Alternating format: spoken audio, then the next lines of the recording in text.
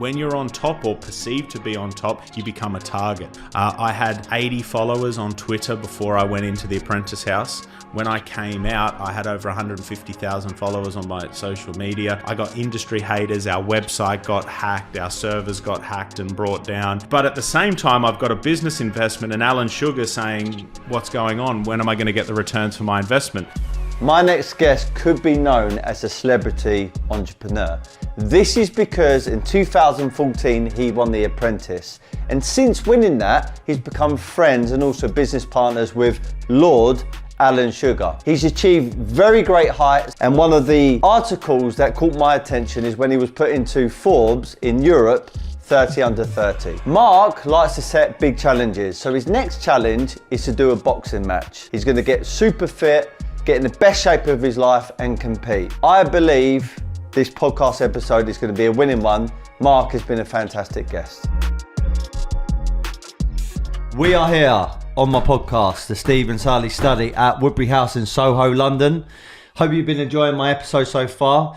I have the winner of the UK Apprentice 2014, Mr. Mark Wright. Thank you very much for your time, and this is going to be a very good conversation. Stephen, good to be with you. Thanks for having me. And like you were just saying before we started filming, it's not the other Mark Wright that I often get confused with. I get that 20 times a day. It's the Apprentice winner, Mark Wright, and I'm happy to be here and hopefully share some business nuggets with you. Good stuff. I mean, look, the foundations of my podcast when I first started it is I wanted to predominantly interview entrepreneurs, because I've always been fascinated with business. I've always been fascinated with the mindset.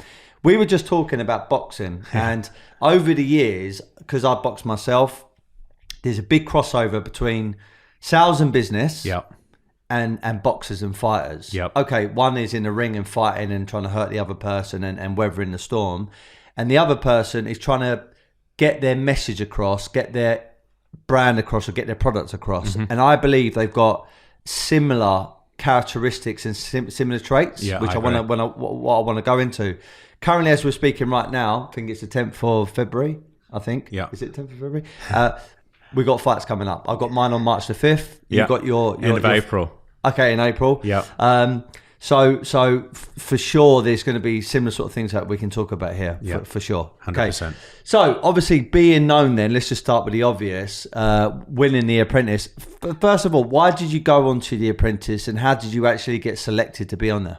Well, I came over here, as you can probably tell from my voice, I'm from Australia, not from here in the UK. I came over here as a backpacker in 2012. And I was working at a massive organization, a huge advertising company. And like most entrepreneurs, I was working for someone else. And I thought, I can do this better. Like, I was looking at my boss, I was looking at the organization. They had bad morals. They were ethically torn, how they were treating customers and employees. And I was like, I can do this better than my boss. So like most entrepreneurs, I wrote a business plan, I took it to a bank, and the bank wouldn't give me any money because I was from Australia, not from the UK. So I was Googling ways, and a guy said to me that worked with me, why don't you try out for The Apprentice? And I'd never heard of the show before. And I said, what's The Apprentice? He said, it's basically a TV show where you go, and if you win it, the guy gives you 250 grand to start your business. Hadn't heard of Alan Sugar, hadn't heard of the show, but I went down to the tryouts on the Saturday, and there were 75,000 people there, and it was insane. Like, there was just so many people and so much noise, and I'm real competitive. We were speaking about boxing before. I believe the most successful business people come from either a military background or a competitive sport background, because they've got discipline. They've got something to prove, and they've got discipline. And if you can get that, every great boxer I've met, every great athlete I've met, they've always got something to prove to themselves and to their family and to their friends, and they can focus on a goal and stay on it. And I'm so competitive. When I went to those tryouts with 75,000 people, the beast came out in me. You know, the first round I was in was with 1,000 people, and you had to do a 30-second pitch. And I just loved it. Then they brought a big bin round with items in it, crap items, and you had to pull an item out and just sell what was ever in the bin, and they would eliminate people really quickly. So I went from 75,000 to 50,000, 10,000 into the final 1,000, into the final 100, then into the final 20 that went on to the program. And then, as history tells you, I won the program. And Alan Sugar's been my business partner now for 7 years. He owns 50% of my company, Climb Online. We're one of the most successful business to be founded by an Apprentice winner, 10 million turnover, over 50 employees. And it's enabled me to make money to invest in other businesses, mentor other entrepreneurs. And I know people watch these TV shows and thinks, what happens to these winners after these programs? But for me, it really was life-changing. Amazing. Yeah, funny you should say that, actually, because as you were talking now, for some reason, my mind started to wander into Dragon's Den. Yes. And I always think, when I watch Dragon's Den, like, what happens to either the winners or even losers? What happens to them? And I know they've done a few programs. Like, where are they now? Where are they now? And even some of them, where they got turned down by the Dragons and they said it would never amount to anything. Actually, some of them have gone on to be wildly successful. Yep. One of them that sticks out for me, Lo, is a guy called Levi Roots. Yeah, reggae sauce. Unbelievable. I love the stuff. Really, really good stuff. He's also got another one, which is the same, but even hotter. I love spicy food, and it's blinding. I really think it's good. So, there's only a few people that really stick out, and obviously you being one of them from The Apprentice is a phenomenal achievement. Talk to me about the byproduct of being on a TV show like that. Obviously, millions and millions of people subscribing, watching that TV show. Obviously, yes, for the business side of it, but also for the entertainment. And you become not just a business person after being a part of it and winning it, but you also become, a social media kind of magnet for people to interview or to work alongside. You become a bit of a profile. So talk to me about that, because I'm guessing regular guy went on there, come out the other side. Yes, business partners with Alan Sugar and thriving, but you're now this influencer. Yeah. Talk to me about that journey. That's a really interesting question, because that's the bit people never really ask about. And actually, for me, that was the hardest bit of adjusting to. I had 80 followers on Twitter before I went into the Apprentice House. When I came out, I had over 150,000 followers on my social media. I couldn't go for a Starbucks without having 50 selfies and talking to everyone about business on the street. And that still happens today. That still hasn't stopped. But what I wasn't prepared for is when you get known, when you get a profile and you have some sort of success on TV, the haters pour in. People who don't know you, people who you did know, start saying stuff about you. And I wasn't ready for how vicious that side of got. People that knew me selling stories to the press. I didn't understand that element. I do really understand it now. But what you realize is, as you get more successful in life, particularly your competition, they start attacking, because when you're on top or perceived to be on top, you become a target. I got industry haters. Our website got hacked. Our servers got hacked and brought down, just because people were, I think, jealous of the success I had on the show. So there was that whole element. Now, what was also interesting was I was a 24-year-old male. I finished the program and I've got clubs ringing me off saying, we'll pay you to come to our club. You can have £10,000 on the bar. And if all got to do is just take some photos, we'll do it for our website, and you get a free booth with girls and all of this stuff. But at the same time, I've got a business investment and Alan Sugar saying, what's going on? When am I going to get the returns for my investment? So you've got all of a sudden lots of attention from girls, all of these opportunities that you've dreamt of as a young guy growing up coming true, but also a serious opportunity. And I can see why it hasn't worked for some people, because it was really challenging to keep my feet on the ground, and I needed good people around me. And also that element of people asking for selfies and quote unquote fame. It's a mask that will eat your face, and you're not prepared for it. And I don't think there's any training around other than talking to the other people that have gone through it that can prepare you for how hard it is. So, as I mentioned, I had a guy called Aaron Chalmers who's just been on my podcast today. He's now a pro fighter. He used to be a fighter, MMA fighter on Bellator, BAMMA. He's known for being on Geordie Shore. He was on 16 different seasons. He's on the new one, which is called Geordie Shore OGs. Fantastic guy, fantastic athlete. But I also asked him, I said, look, out of all the guests I've had out of almost 200 episodes now, he's got the biggest following, 2.4 million followers, awesome. right? Which is awesome. Massive amount of people, okay? What's the upside? What's the downside? And when he started telling me about the haters, I said, well tell me, what's the worst thing that someone said to you? And he said, honestly, when my son was born, they said, I hope your son dies. And he said, I couldn't believe how low people can be just because you've got a large following. So my question to you is going to be the same. I mean, what is some of the worst things that people said to you because you've been a success on the Apprentice? What I will say is, most people, 99.9% in real life, are lovely. Everyone comes up to me in the street and is lovely to my face. Online is vicious. Trolls, particularly on Twitter. Twitter's the worst. Twitter and Facebook are the worst. Instagram's okay. LinkedIn's fine. I've had people follow me home, whatever. I've had weird stuff sent in the post. That's a bit strange. Such as? Just like weird drawings of me and people asking me for socks and underwear and just like what you're not prepared for is just there are some really strange individuals out there, and the threatening to kill you stuff that came from nowhere. People who don't know you, from never met, we have no idea. They've seen an episode of a TV show, been super offended by something I've done in a made up environment on the TV that's not affecting them, and then they've decided they want to kill me. And that's a strange situation. And they just tweet you stuff like that all the time. And what you learn quite quickly is they're troubled people and they've got issues themselves and they're not really probably going to kill you, right?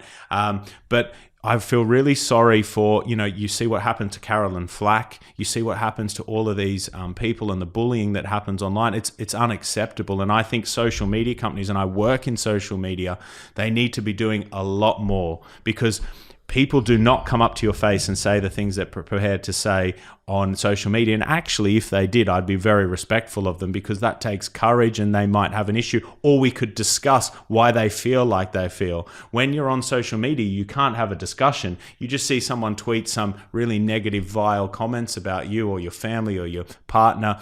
And it's really weird. But there needs to be more training, particularly in schools, around social media. There needs to be more regulation in social media. And just like when I drive my car, I have a license. And if I break the rules of the road, I lose that license. I lose the right to drive my car. If you abuse and break the law and the rules on social media, you should lose the right to have a social media account. And until we do that, we're going to see people committing suicide. We're going to see bullying and all this stuff that, for me, is unacceptable in the online forum.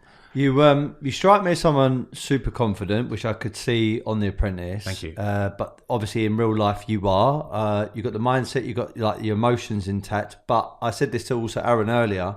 The saying is, enough rain will wear the marble. And even if you've got a granite kind of chin, metaphorically, you've got that mindset, you've got the emotions, that you're resilient.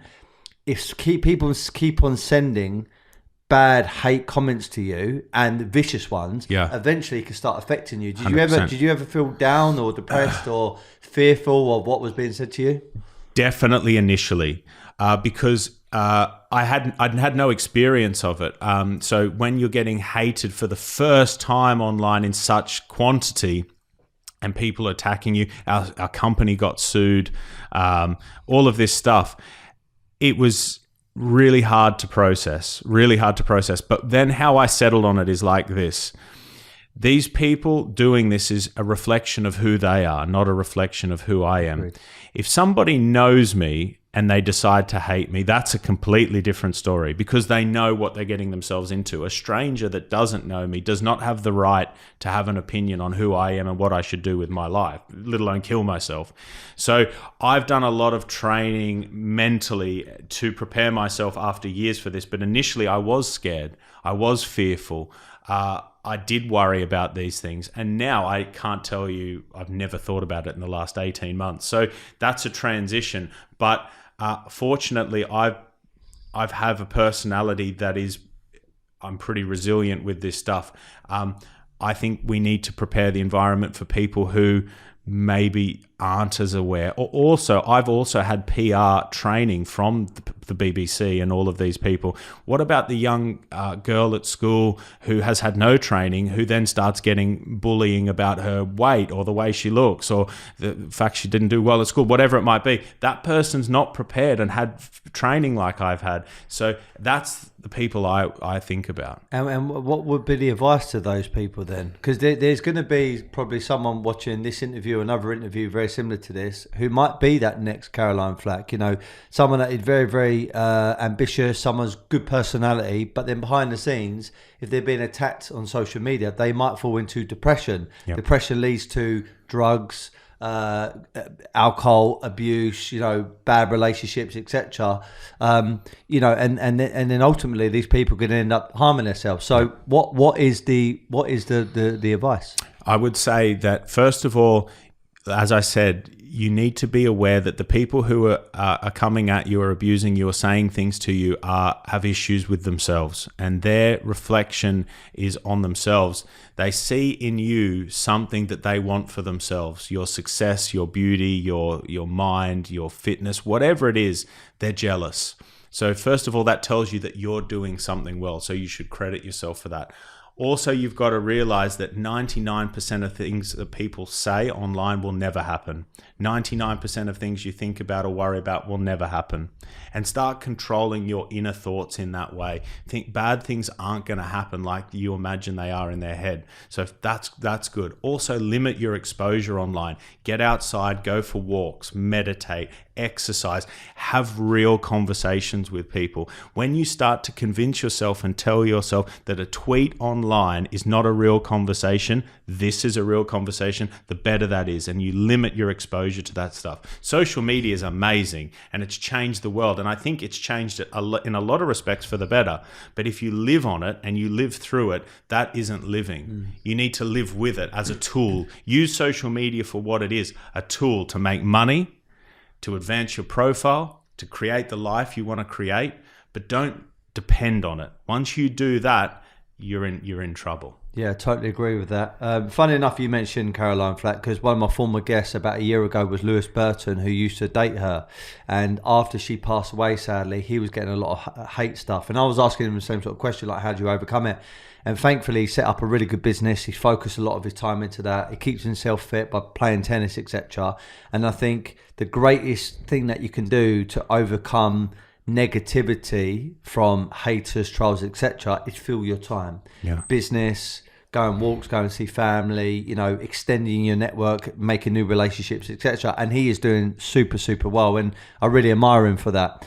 What you just said there actually is another good conversation about don't let social media use you, use social 100%. Media. So on the flip side of my question to you is, how is your profile been, you know, it's been built, you've got a blue tick on Instagram, and you obviously got a lot of followers now across different platforms. Yep.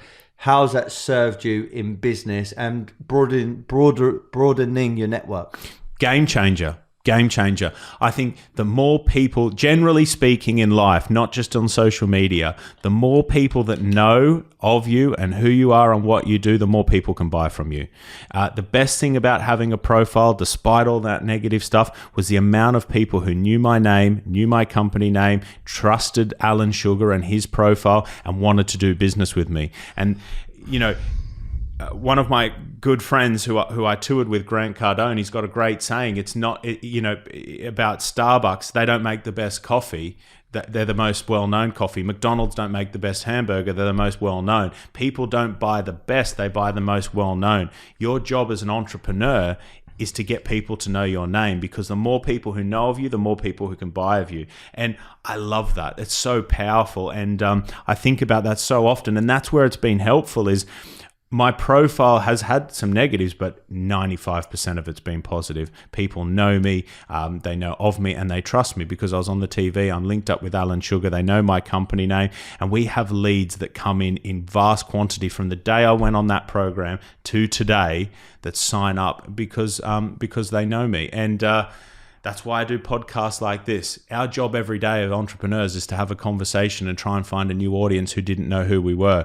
And the better you do that, the better you control the conversation, the more people you've got to sell to and who you can buy from and sell your goods to. That is networking in today's world. Powerful. So when you was in The Apprentice, famously Alan Sugar says you're fired. Yes. Yeah, and obviously you I've never heard that. You dodged all those bullets, and you went from round to round, winning it, etc. And then ultimately you won. Tell me about, like, what did you learn about yourself during those days, weeks when you were, you know, doing the challenges, seeing other people get fired, the TV stuff. Tell me about that. What did you learn about yourself? I could handle way more pressure and stress than I ever thought possible. And I think that's true of all of us. You can handle so much more than you even know. You're capable of unbelievable things, but you don't know until that pressure's applied.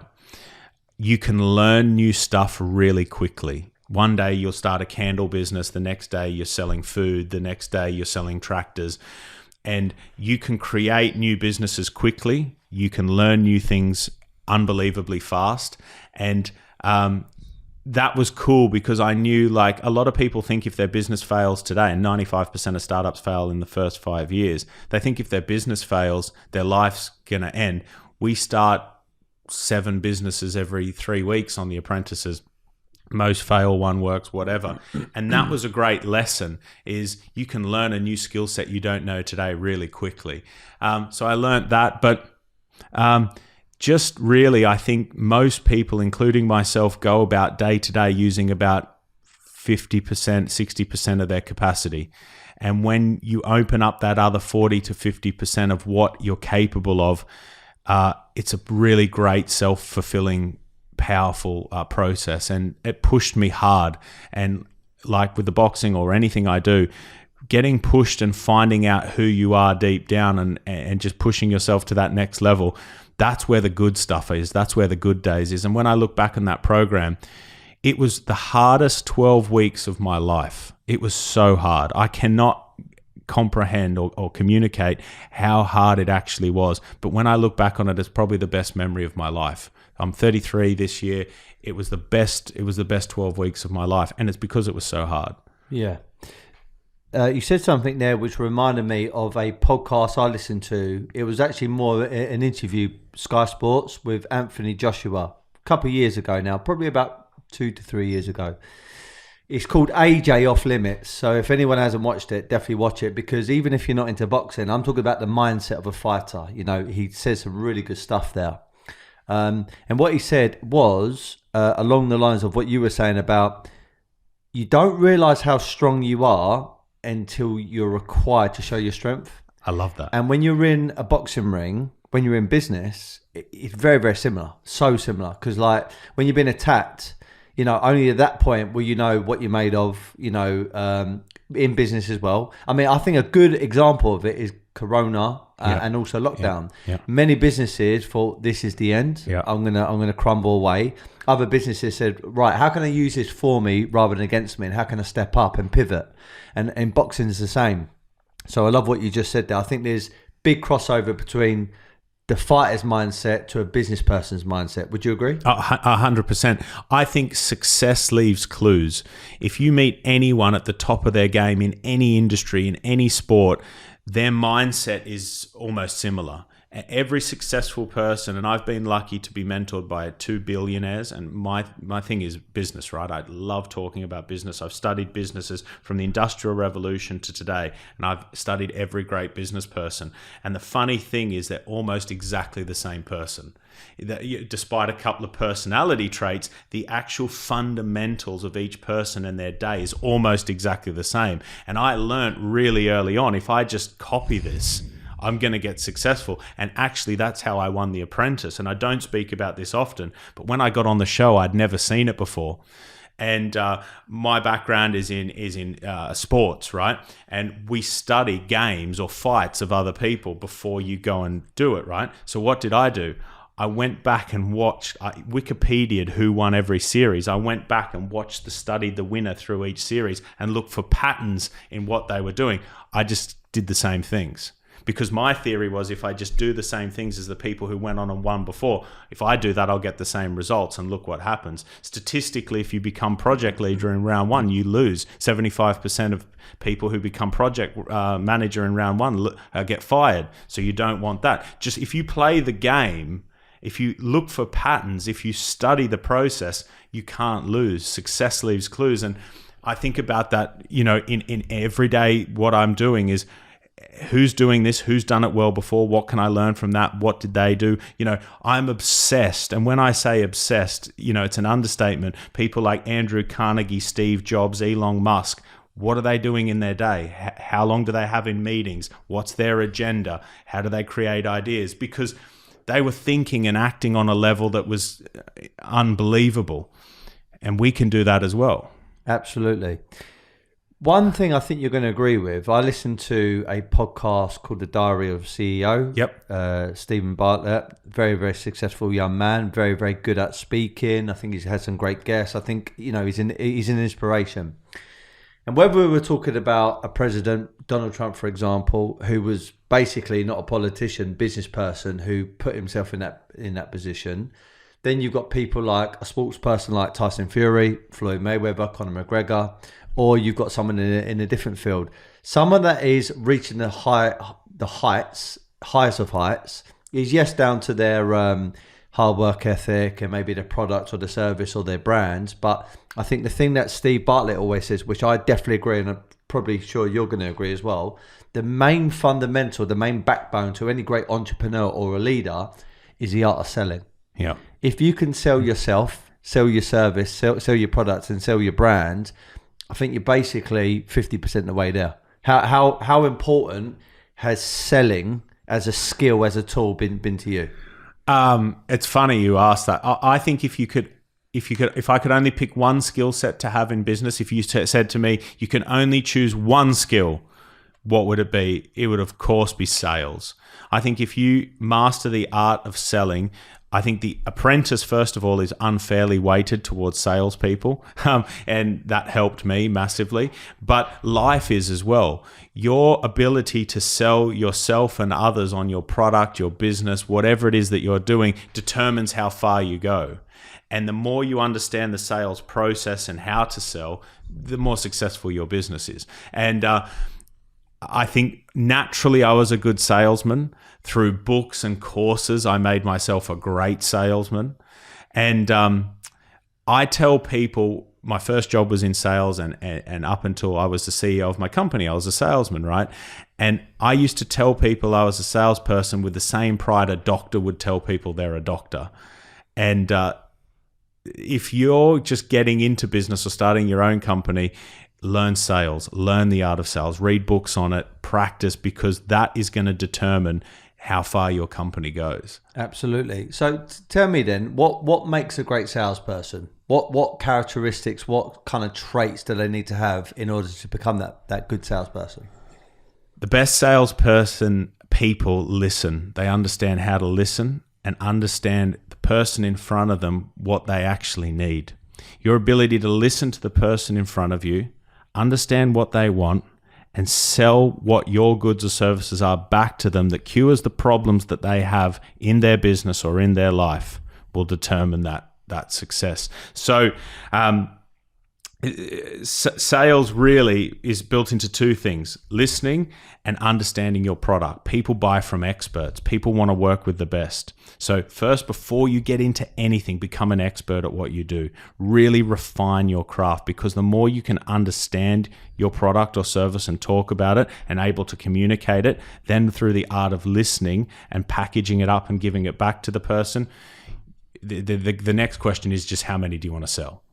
And it took me a while to learn that. I speak too much. I'd just butt in. I'd just be pushing it down someone's throat. That's the wrong way to go about it.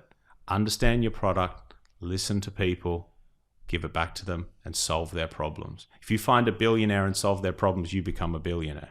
That's the truth of the matter. It took me a while to learn that, but that's experience. Experience is one of the best teachers.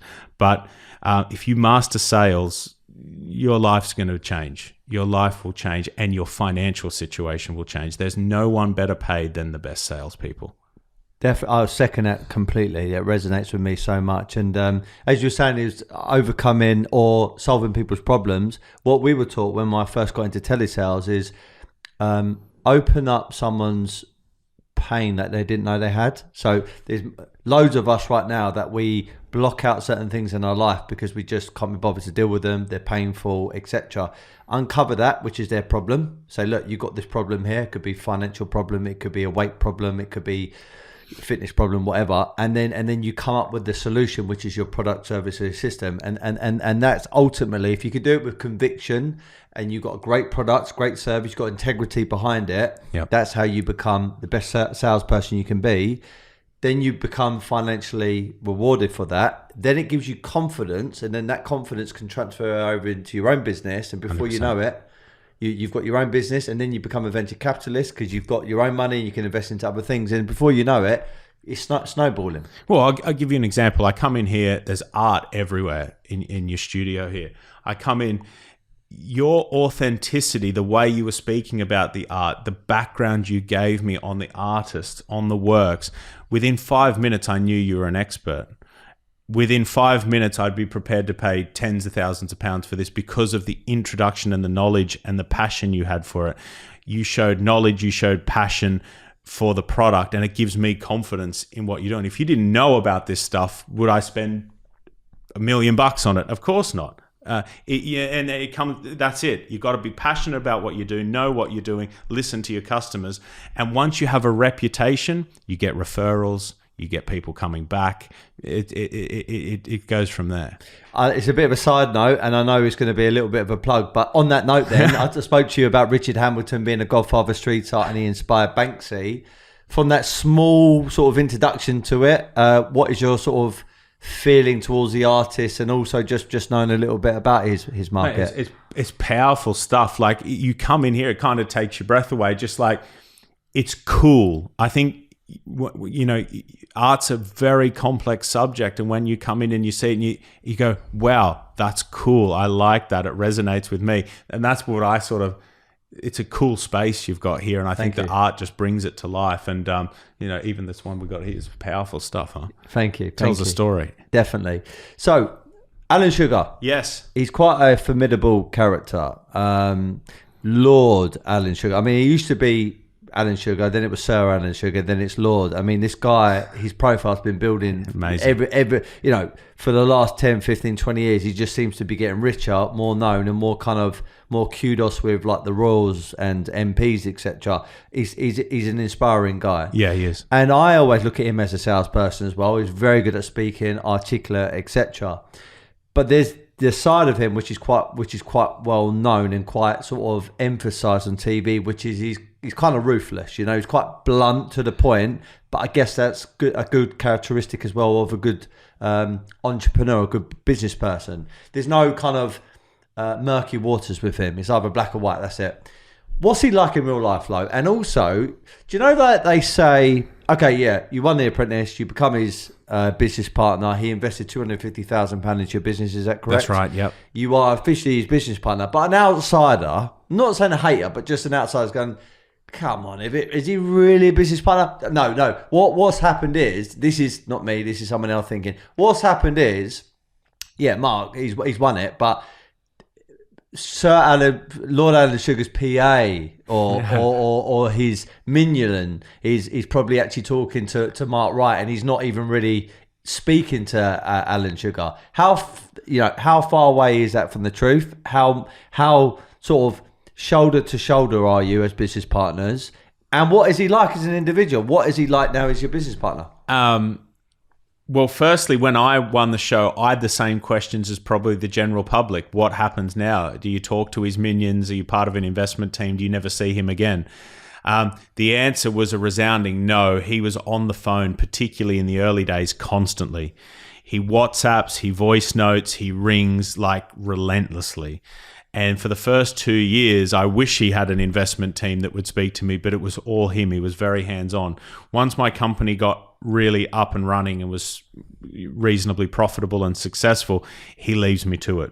We have a board meeting once a month, which he spends a day with me once a month, and we still do that to this day. He still owns 50% of my company. We still spend a day together every single month, month in and month out. And that's been pretty impressive. He is a workaholic, and he is on emails from 6:30 every morning till 6:30 every night, Monday to Friday. If I send him an email now, 7 days a week, he'll reply in 10 minutes. If I send him a WhatsApp, he'll reply within 10 minutes. He is a workaholic. He replies quickly. He speaks to the point, in bullet points, yes, no, noted, okay, some F's and some whatevers. He's tough. And what I didn't realize is just how tough he is. And we talk about success leaving clues. Every successful businessman and woman I know, they are tough. And I think that the tougher you get, the further you'll go, because business is a ruthless game, and there is some bastards out there. And it's not all personal. It's very rarely personal. The saying, it's just business. I've heard that more than once. You've got to get one of Alan Sugar's close aides told me in my first week that I needed to grow a rhinoceros skin. Didn't understand at the time what that meant. I understand it very well now. The thicker your skin gets, the more you can brush off and the more you can take, the more successful you'll be in business. And Alan Sugar's one of the hardest working, toughest bastards I've ever met. And that's why he's a billionaire. That's why he's a lord. And you're saying in the last 10, 15 years, it just feels like he's got way richer and way more profile. I think that is the effect of all the work he's been doing for the last 50 years. It's paying him off now. Compound interest. It's compound interest, exactly. So your question's got to be to yourself, if you're listening to this, is, am I prepared to do the 50 years up front? Yeah, you'll get the billions and you'll get the titles and you'll get all that stuff. But are you going to do the front end? And that's the question where I think a lot of people fail to put the answer in. Yeah. So talk to me about the business then. So obviously winning it in 2014, got an investment by Lord Alan Sugar. Again, the public or slightly haters as well are going to go, oh, well, now he's won it. Oh, of course, it's easy for him. It's a walk in the park. He's got 250,000. If I had 250,000, I'll become a very successful person. And they just assume straight away that things are laid out for you. Now, I know, just from knowing you for a short amount of time and also reading and knowing what Lord Alan Sugar's like, it's not going to be like that. It's 50-50. So you bring the idea. You're bringing the actual business. Yep. He backs it. But there's got to be as well, potentially opens up some of the network to you to give you the opportunity or give you some infrastructure and foundation. So talk to me about that, the 50-50 partnership. So exactly as you say, I bring the sweat equity and the idea and the industry knowledge. He puts the capital in and he puts some business infrastructure in place, IT, legal and accounting. And we meet there once every month. Now, he has some contacts, but it's not really a thing. You have to do all the graft yourself. The biggest thing that helps you is that profile element that we discussed earlier. The hundreds of thousands of followers on social media, the 12 episodes of the show that go out that have 8 million people watch it. That's the bit that helped the most, because that bought credibility, that bought profile. Then with his name beside you, you could basically knock on any door's company and get a meeting. That was more than the 250. I think that is the best bit about it. You forget about going to club openings and getting a free bottle of Moe. That's crap. That runs out after 6 months. No one cares who you are, and they've moved on to the next guy that won the next TV show. That element to get meetings with key decision makers and sell your product to them, gold dust. Absolutely gold dust. I walk in here, your colleague says to me, one of your guys has spoke to me. They know who I am, they know who my company is, they know who my colleagues are. That's what the main investment from that show was. That's beautiful. Okay, so your business now, I know what it is, but just tell the audience, basically break down what you do, and if you don't mind me asking, how much of, incrementally, since you started the business with Alan Sugar, how's it gone Yeah. as far as financial gains and how the brand equity, where it is, what it's doing, the goals, that kind of stuff. Tell me a bit more about it. So my company's called Climb Online, which is a digital marketing company. We say what we do on the tin. So it's social media management, Google Ads, email marketing, database management, SEO, search engine optimization. Anything to do to get companies leads and sales online, we do it. Now, I told Alan Sugar in the boardroom at the Apprentice I'd turn over 1 million in year one, and he laughed. And he said to me, I'm a kid with pipe dreams. First year we turned over 1.7 million. So cheers. Fucking love that. I wind him up about that constantly because my mouth did run away with me a bit on there because I'm trying to sell myself, right? And the lady next to me said 1 million. I said 1.7 or 1.9. And he was laughing at me, and we did it. So we turned over 1.7 year one. I think 2.5, 3, 4. We're just under 10 now, just on 10 now. And it's good. It's really good. It's good, stable growth. The first 2 years were so hard. I mean, as you know, in business, those first founding years, there's nothing harder than the first 2 years of a startup business. I don't think I'd ever found a business again. I'd only buy businesses now because that startup phase is very particular and the chance of failure is too statistically high.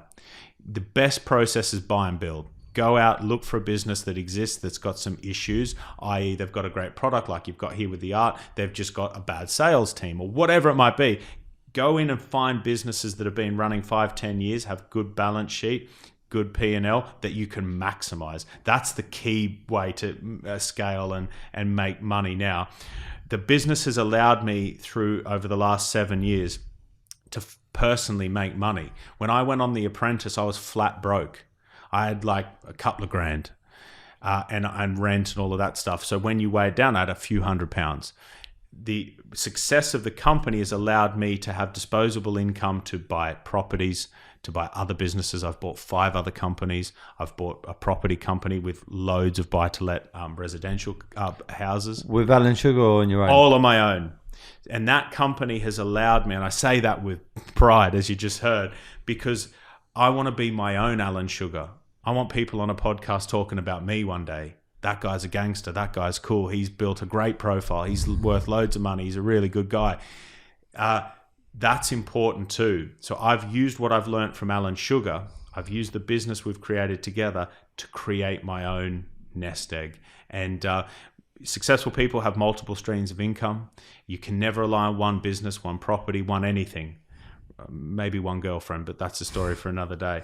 You need multiple sources of income coming into your life because you never know when the next coronavirus is around the corner. Definitely. Well, I was just saying it to previous guests as well that between me and my business partner Joe and also my wife, we've got a property company. We're just currently converting a commercial building into 5 flats in Wigan. I've got a bunch of HMOs, a few single lets, and we really want to scale it because, again, going back to sales, if I lose my voice box tomorrow, as far as selling is concerned, I'm totally fucked. But if I've got 100, 200, 300 units pumping out money every single month through rents, happy days. I've got some choices, and I think that's the most important thing. Before The Apprentice, before Alan Sugar, did you have any money? And the reason why I ask this question is because now you clearly have got money. Yeah. There's the trappings of money sometimes. Yeah. The nice watch, the nice car, the nice big house, the nice flamboyant holidays, the nice clothes, etc. I don't think any of those things are bad. In actual fact, so I've done pretty much a lot of them, and I think they're healthy to have because they're almost a bit of.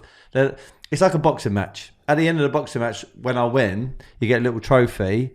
You don't just hang out your gloves at that point. You go on to the next. And I think to get little trophies every so often and treat yourself is a reminder why you're in business and why you push yourself and why you go through the dark days and tough days, etc. Yeah. So, like now that you've got a business turnover 10 million, you've got other businesses. 33? That's right, yeah. So, like, have you treated yourself or do you think now's not the time, but I'm going to do it in the future? When I went on the Apprentice, I was living in a house. Well, first of all, when I got here, I was living in a house in Balham in South London with 11 people. And I had a room where you'd open the door and the door would hit the bed and you could only just get in through the door into the bed. And I was with 11 people in there and I had no money, hundreds of pounds. When I was in that house, the motivation to be successful was unreal, so high. I was first in that. I worked at a call center. I was first in. Made the most calls. I was hungry. I was so hungry because I had no money.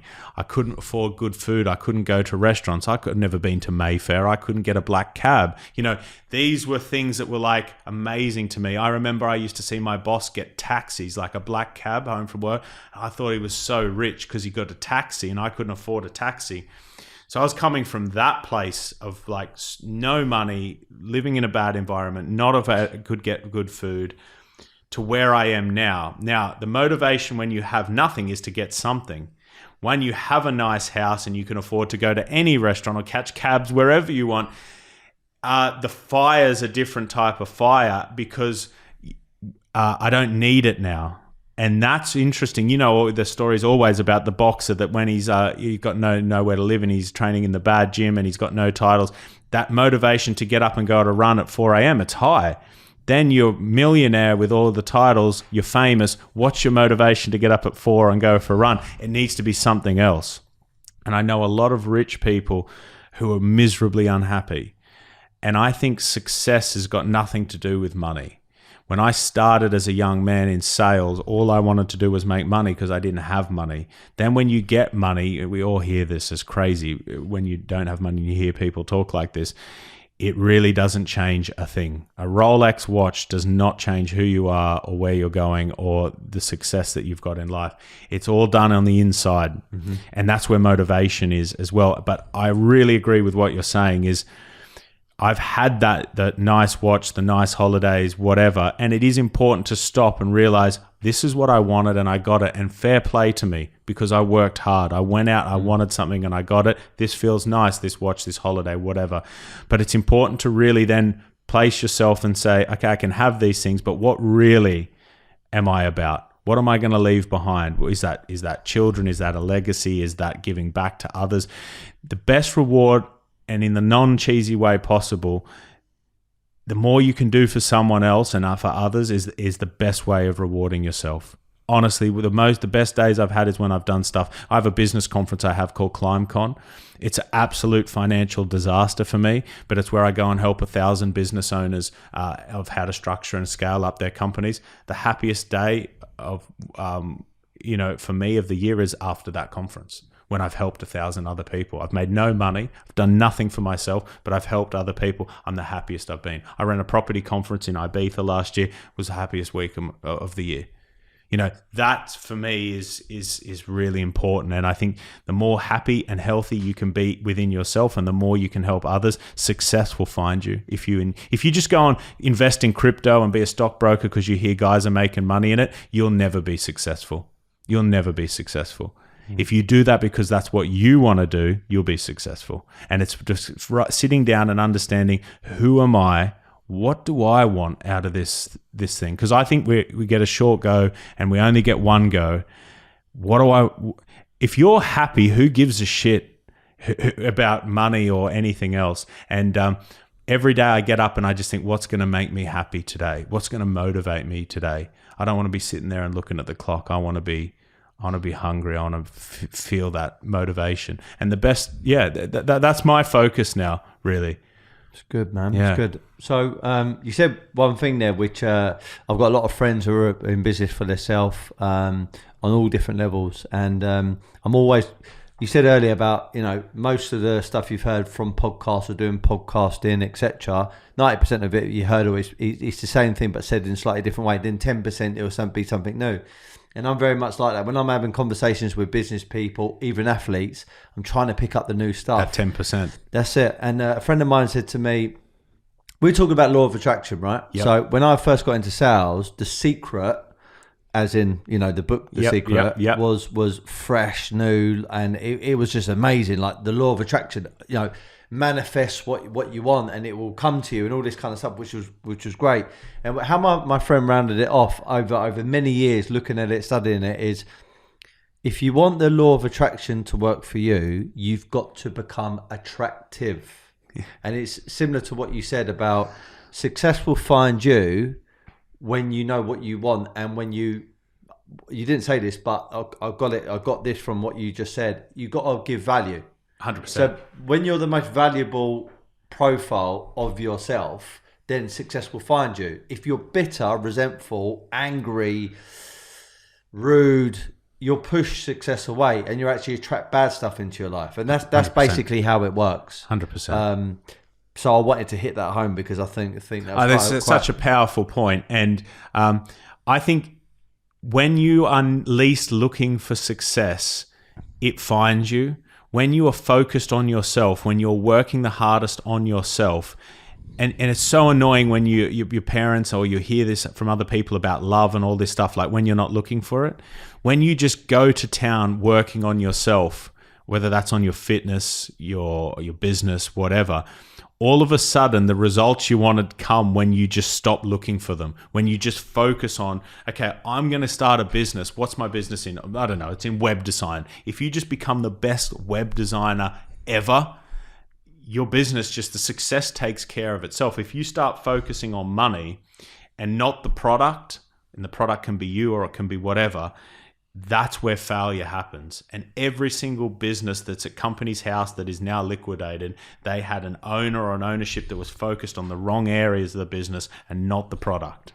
And that's it. Yeah, very, very good. So you're doing super well. Got Alan Sugar. You got all these other things happening, and got stuff in the pipeline. Talk to me about your goals, because you're 33. Yeah. I think there is a crucial. Look, you can become a success at any age, right?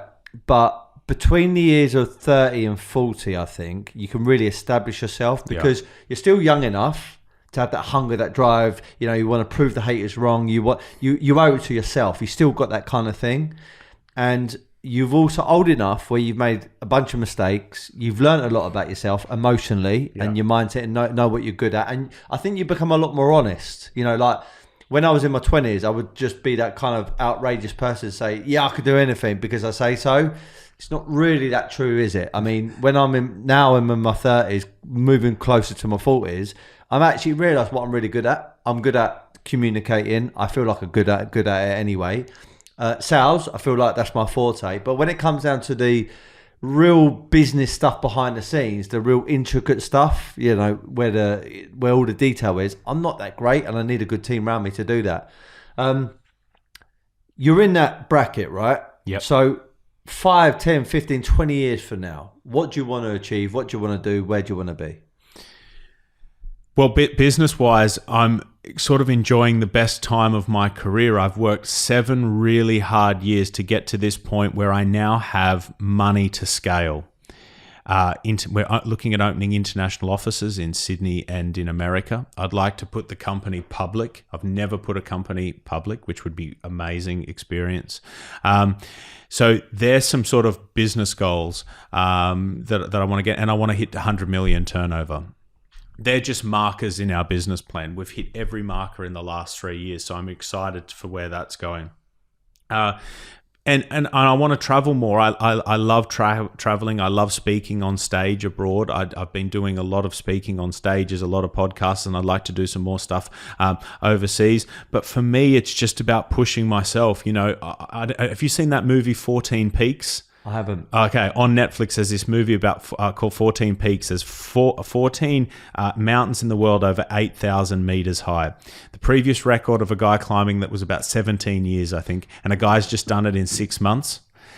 And it follows him, and it shows you a lot about the mind and what's possible in your life. And it just basically, the result is whatever you want to achieve, you can. It's just about having the goal to go out and do it. And for me, it's not all about business. It's about being healthy both in the body and in the mind, but just living the best life possible, working from anywhere, seeing the world, making money, having the car, but not needing the car. And I'm probably in the most content stage of my life right now, which it feels good to say that because I've worked so hard to get to this point. But you never know what's around the corner. So staying sharp for whatever the next coronavirus or whatever it is that comes out, you've got to be ready.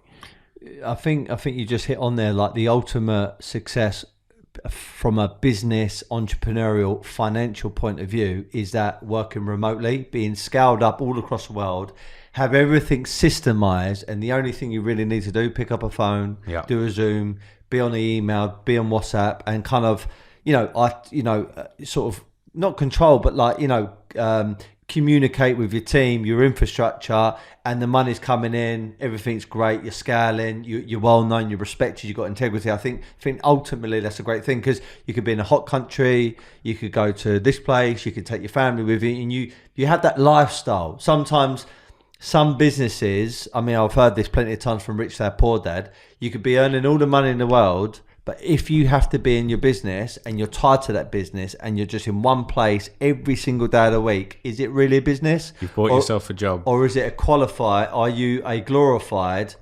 self-employed person who might be making a lot of money, but you don't really have a lot of freedom? The best test of how good your business is leave it for 2 weeks and see what happens. It will tell you how good that business is. The true test of any entrepreneur is if you can leave your business for 6 months and it grows, the P&L grows, you've done a great job of building the foundations of your business. The systems, the infrastructure, and the people need to be so good that no matter what happens to you, we have a saying in my business, what happens if you get hit by the number 6 bus? If you got hit by the bus today, what would happen with your job, the role, the projects in it tomorrow? And we have systems in place that no matter what happens, who comes and who goes, our business still grows. And when you get to that point and you can go on that holiday, or you can go and create a new investment, or you can go and train for a fight for 4 months and you come back and you've made more money, that's when you're a good business person. But it's really hard to get to that point because it takes ruthless honesty and self-reflection, constantly looking in your business, in the processes, and being relentless at saying, we're not doing well enough. Write down, what are we doing well? What am I good at? You said something so powerful before. You said, I'm good at communicating, I'm good at sales, I'm good at this, but I'm not good at all this stuff. That is the art of a great business person, because once you know what you're good at, you go and do more of it. When you know what you're not good at, you go and hire people to do that, and they take care of that. And when I first started out, I made the mistake of going, I'm not good at these things. Let me do courses and stuff to try and be good at, because I want to tell people I'm good at everything. That's the young guy saying, I'm good at everything, I'm the master. So it's nonsense. And you're wasting your time. I'd rather I'm going to France skiing next month. My business is going to run itself. I'm going to make a load of money, but I'm going to be skiing. I don't feel lazy. I think that's great. I'm going to be living a good life. I'm going to be happy. I'm going to be skiing and my business, and I'm still going to be making money. That is success. Not working in your business 7 days a week. That's a great work ethic, and more to the people who do that. But this life thing's got to be lived. You got to enjoy it. And once you set up a business and you can do both, that feels really good.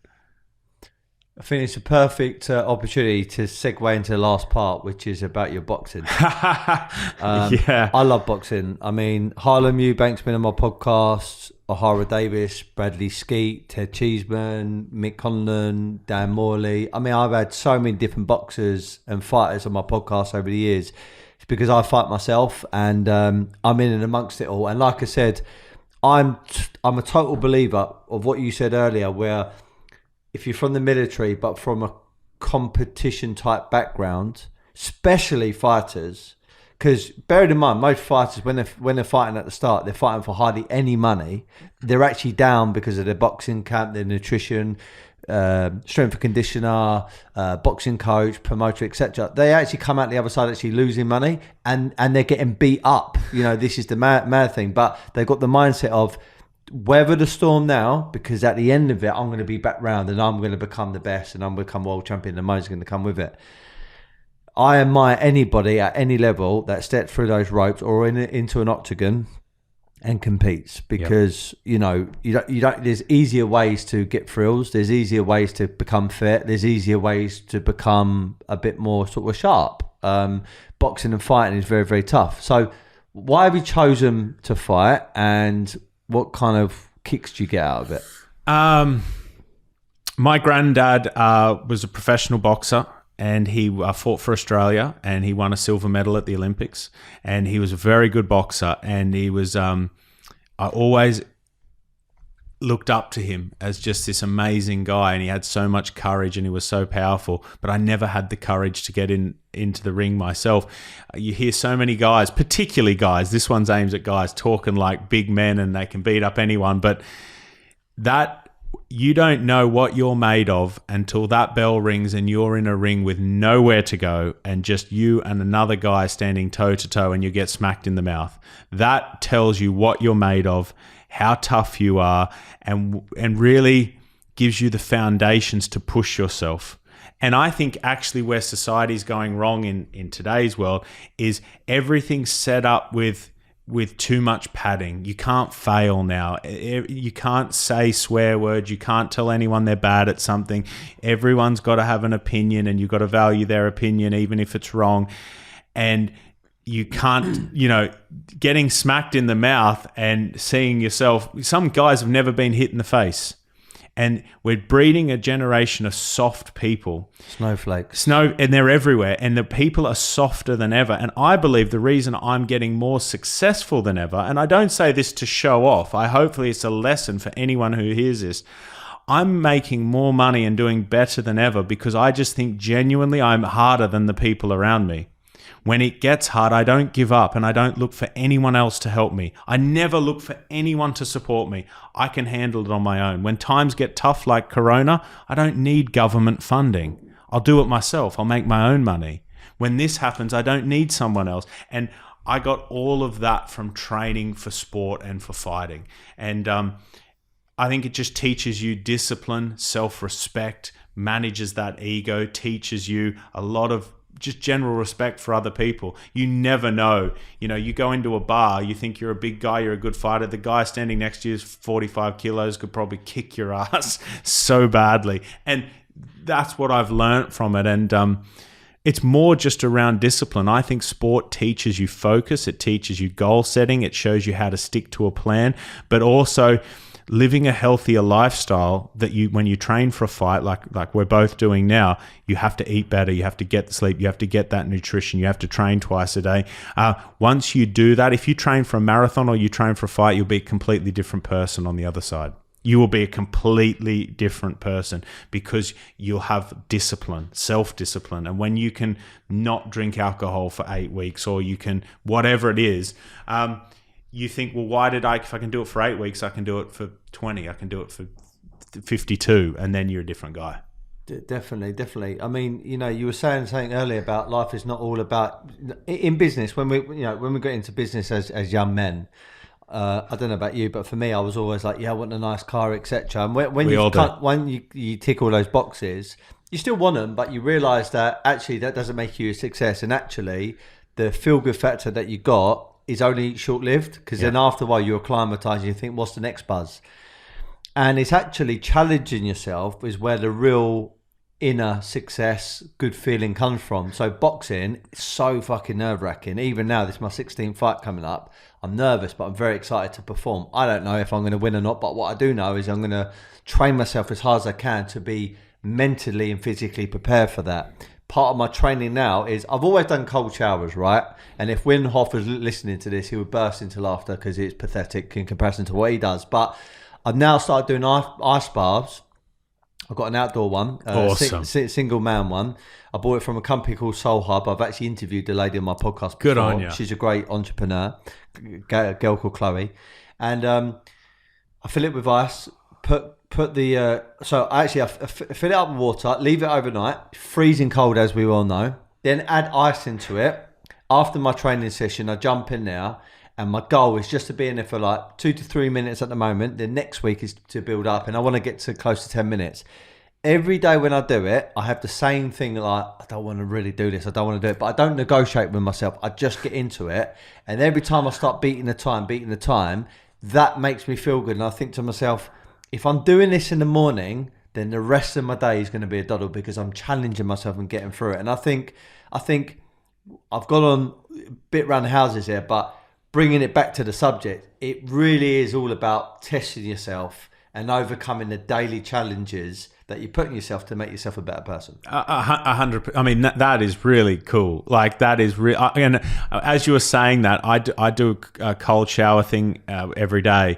And that same thought before I go in there is what you just said. I stand there and I'm looking, and the longer I look at the water, it's the worst. If you just don't negotiate and you just go in, it's the better. But I really think to myself, I really don't want to do this. And almost that fear of like how uncomfortable it is. But then as soon as it's done, you feel $1 million. And that is it. It's just finding things every day, whether it's a marathon, whether it's your business, whether it's a fight, whatever it is, find things that scare you and just push through it, because that feeling on the other side and the training that it gives your mind, that's why the best business people are military people. They are elite athletes, because they've been pushed so hard and broken and come back from that and won and lost. The best business people, the best fighters, they'll tell you about all the ones they lost. They'll tell you always about the ones they lost, because they're the ones that stick in your mind. They're the ones that you learn from, and that give you experience to go on and win the next business, the next fight. And everyone I speak to says the same thing, so it must be true. And it's about doing something for yourself that pushes you. And what pushes you and what pushes me are going to be completely different things. But as long as every day we push ourselves that 1% further, that 30 seconds in the ice tub more, you'll be a completely different person in 5 years. And you'll be a much better person. Very, very, very true stuff. I've got one more question for you. Go for it. Okay. When I first started up my first company, it was predominantly a sales company when I was 24 years of age. I realised that to motivate the sales team, you had to have a bit of a ethos about hard work, dedication to your craft, living a life, etc. And I tried to embody it with a mantra. And the mantra I still live by today as much as I can. I'm not perfect. I do slip off from time to time. I've got my own gym indoors, and in the gym I've got a hashtag, and it says, be happy, never content. Be happy, never content. Now, Mark, I've got my own interpretation of what that means to me and what I live by. If I were to ask Mark Wright, the Apprentice winner of 2014, yes, what does be happy, never content mean to you? For me, I love that. That's so powerful. And on the spot, I'll do my best to give you an answer. But happiness would be to look at yourself in the mirror and be content with the person that you are every day, but taking on projects in your day and your life that push you. And that would be the not being content part. I try to take on a project every single year that scares me and that pushes me both physically and mentally, because I know that prepares me for anything in life. But every day I should be able to look in the mirror and be happy with the person that looks back at me. And if I can do that, I'm doing really well. And I don't get it right every day. I have bad days. I have days, people always say, how do you be so motivated every day? The answer is I'm not motivated every day. I don't think anyone is. You have days where you feel like shit. You don't want to go to the gym. You don't want to go to work. But the successful people wake up, they don't want to go to work, and guess what they do? They get up, they put their suit on, and they front up anyway. And what you said before about not negotiating with yourself is the difference between successful people and the rest, quote unquote, unsuccessful, is on the days when you don't want to do it, doing it anyway. And if you can master that, on the days you feel great, you will feel a fucking $1 million. And you'll be happy and never content. That's amazing stuff. Mark, thank you so much for your time. Where can people find you? And if you want them to come to your boxing fight, Thank you. Well, listen, I'm fighting in the Virgin Contender Boxing next month, and I'm really excited about it. More details will be on my social media. If you look for me, Mark Wright, and it's not the one from The Only Way is Essex, I'm on all social media with a blue tick, and I'm number 2 under the other Mark Wright. Or you look for my company, Climb Online. I'd love to hear from any companies that need our assistance. Top man. Okay, if you enjoyed this, please subscribe, follow Mark, and always remember to be happy, never content. Mate, I loved it. Thank you. Thanks for having me. God bless, mate. Cheers.